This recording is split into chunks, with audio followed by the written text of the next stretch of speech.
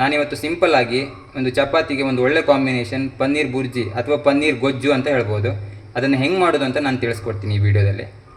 So first ನೀವು ಪನ್ನೀರ್ನ ready ಮಾಡ್ಕೋಬೇಕು. So ಪನ್ನೀರ್ನ ನೀವು ಮನೇಲಾದರೂ ರೆಡಿ ಮಾಡಿ ಅಥವಾ ಹೊರಗಡೆಯಿಂದ ತೊಗೊಂಡು ಬನ್ನಿ. ಬಟ್ ಇದು ನಾನು ಒಬ್ನಿಗೆ ಯೂಸ್ ಮಾಡ್ತಾ ಇರೋದ್ರಿಂದ ನಾನು 100 ಗ್ರಾಮ್ ಪನ್ನೀರ್ನ 50 ಗ್ರಾಮ್ ಯೂಸ್ ಮಾಡ್ತಾಯಿದ್ದೀನಿ 100 ಗ್ರಾಮ್ ಪನ್ನೀರಲ್ಲಿ.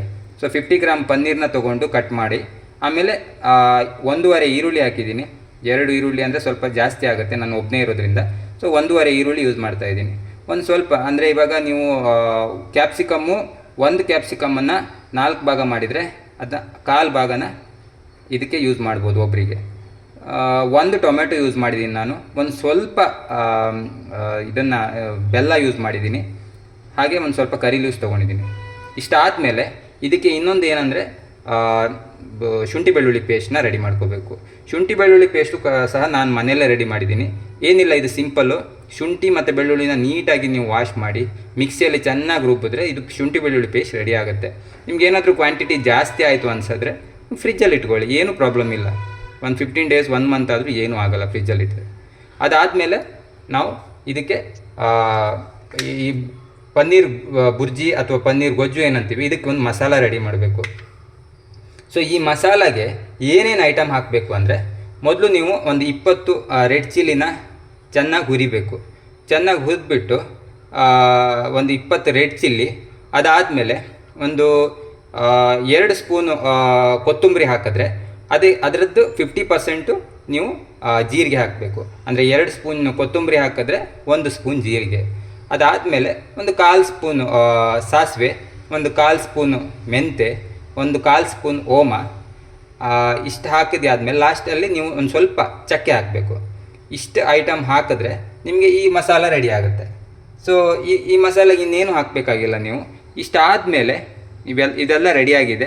ಸೊ ನೆಕ್ಸ್ಟು ಯಾವುದು ಫಸ್ಟ್ ಹಾಕಬೇಕು, ಈ ಪನ್ನೀರ್ ಬುರ್ಜಿನ ಯಾವ ಥರ ಮಾಡೋದಂತ ಕಂಟಿನ್ಯೂ ಮಾಡೋಣ.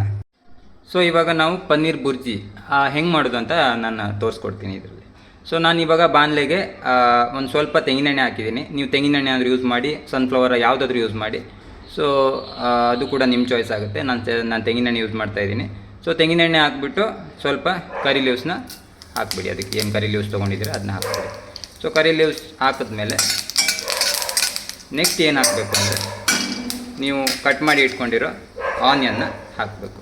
ಸೊ ಆನಿಯನ್ನ ಹಾಕಿ, ಆನಿಯನ್ ಹಾಕಿದ್ಮೇಲೆ ನೆಕ್ಸ್ಟು ನೀವು ಕಟ್ ಮಾಡಿ ಇಟ್ಕೊಂಡಿರೋ ಕ್ಯಾಪ್ಸಿಕಮ್ ಏನಿದೆ ಅದನ್ನು ಹಾಕಬೇಕು.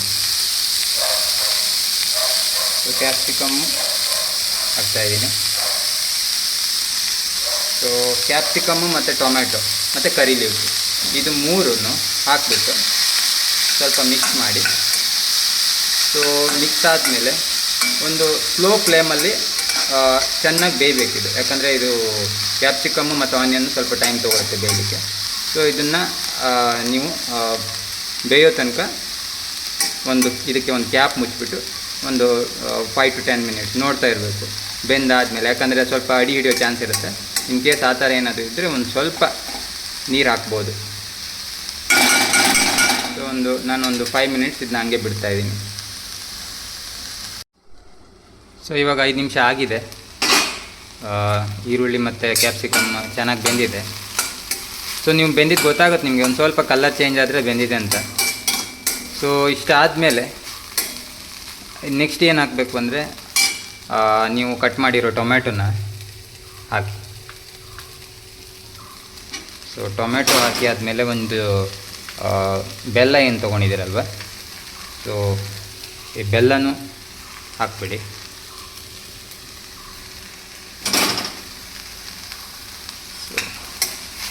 ಸೊ ಇವಾಗ ಇದು ಸ್ವಲ್ಪ ಡ್ರೈ ಇದೆ.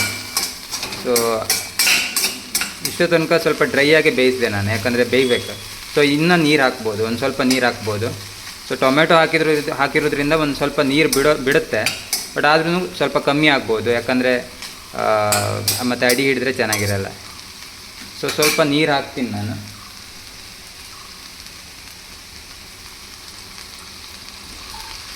ಸೊ ಸ್ಟಾರ್ಟಿಂಗ್ ಜಾಸ್ತಿ ನೀರು ಹಾಕೋಬೇಡಿ, ಯಾಕಂದರೆ ಜಾಸ್ತಿ ನೀರು ಹಾಕಿದ್ರೆ ಮತ್ತೆ ಬೇಯಲ್ಲ. ಸೊ ಎಷ್ಟು ಬೇಕೋ ಅಷ್ಟೇ ನೀರನ್ನ ಹಾಕಿಬಿಟ್ಟು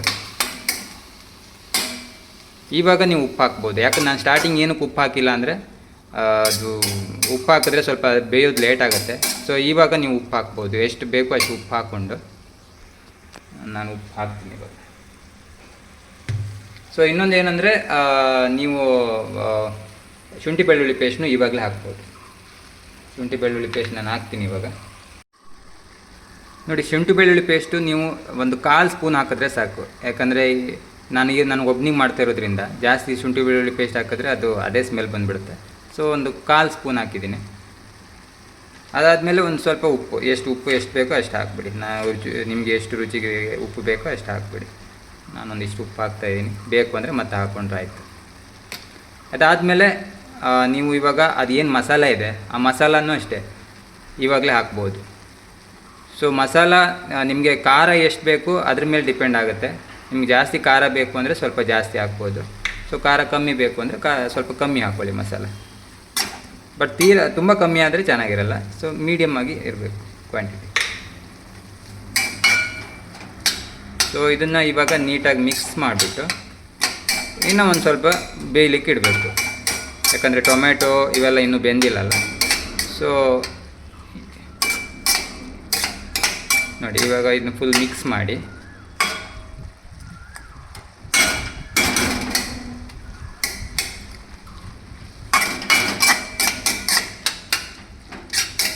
ಸ್ವಲ್ಪ ನೀರು ಹಾಕ್ಕೊಳ್ಳಿ. ಯಾಕಂದರೆ ಮತ್ತೆ ಅಡಿ ಹಿಡಿದ್ರೆ ಮತ್ತೆ ಇದಾಗುತ್ತೆ.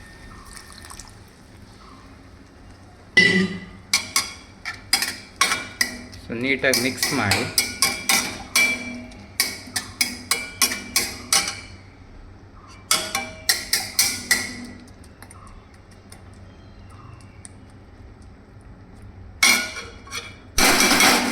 ಇನ್ನು ಒಂದು 5 to 10 ಮಿನಿಟ್ಸ್ ಸ್ವಲ್ಪ ಮಿಡ್ಲಲ್ಲಿ ನೋಡ್ಕೊತಾ ಇರಿ.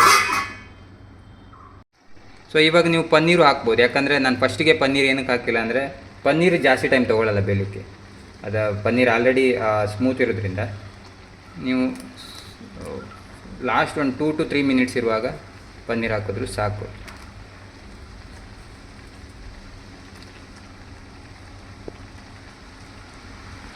ಸೊ ಪನ್ನೀರ್ ಹಾಕ್ಬಿಟ್ಟು ಮತ್ತೆ ಸ್ವಲ್ಪ ಮಿಕ್ಸ್ ಮಾಡ್ಕೊಳ್ಳಿ.